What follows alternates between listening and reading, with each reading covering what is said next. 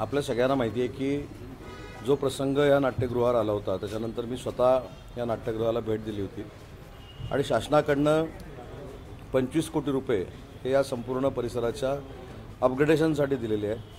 त्याच्यामध्ये नाट्यगृह आहे, कलादालन आहे, सोलार आहे, या सगळ्या गोष्टी त्याच्यामध्ये इन्क्लूड केल्या आहेत। काही प्रशासकीय बाबींमुळे नक्की उशीर झाला आहे, परंतु क्वालिटीचं काम महानगरपालिकेमार्फत केलं जाईल हा विश्वास आहे। महानगरपालिकेच्या सगळ्या अधिकाऱ्यांशी मी चर्चा केलेली आहे।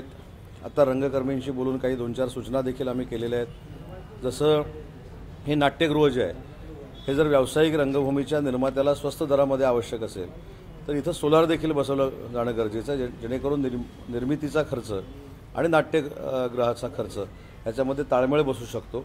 स्थानिक लोकांना नाट्यगृह उपलब्ध करून देत असताना कमी दरामध्ये जर करून द्यायचं असेल तर ही सोलारची यंत्रणा नाट्यगृहावर आवश्यक आहे। आता आर्किओलॉजीच्या ताब्यामध्ये ही इमारत असल्यामुळं आम्ही बाकीच्या नाट्यगृहांवर जसं सोलार हे रूफिंगवर केलेलं आहे तसं इथं करता येणार नाही। मला आत्ताच महानगरपालिकेच्या अधिकाऱ्यांनी सांगितले की कलादालन जे आहे तिथं सोलारची सिस्टीम उभारण्याचं काम सुरू ते करणार आहे। मी त्याची कॅपॅसिटी वाढवायला सांगितलेली आहे।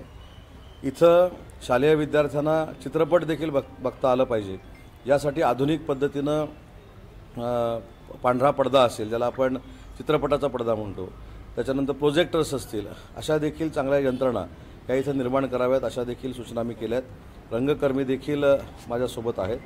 मी देखील स्वतः अखिल भारतीय नाट्य परिषदेचा विश्वस्त असल्यामुळं आज सगळ्या रंगकर्मींच्या समवेत या पवित्र ठिकाणी मी भेट दिलेली आहे। मागच्या बाजूला जे मोठं रंगमंच आहे तो रंगमंच मोठमोठ्या कार्यक्रमांसाठी खुला राहिला पाहिजे, स्थानिकांसाठी खुला राहिला पाहिजे, अशी देखील यंत्रणा महानगरपालिकेनं तयार करावी अशा देखील मी सूचना दिलेल्या आहेत। मी असं सांगितलं की ज्यावेळी नाट्यगृहाचं बुकिंग झालेलं नसतं त्यावेळी शालेय विद्यार्थ्यांसाठी जर उपयुक्त असे चित्रपट मराठी आलेले असतील तर ते देखील दाखवले गेले पाहिजे।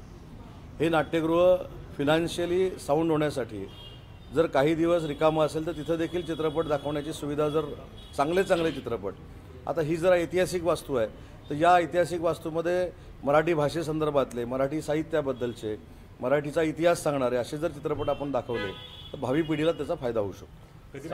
आपण पाहत आहात मावळा न्यूज 24, सर्वसामान्यांचा बुलंद आवाज।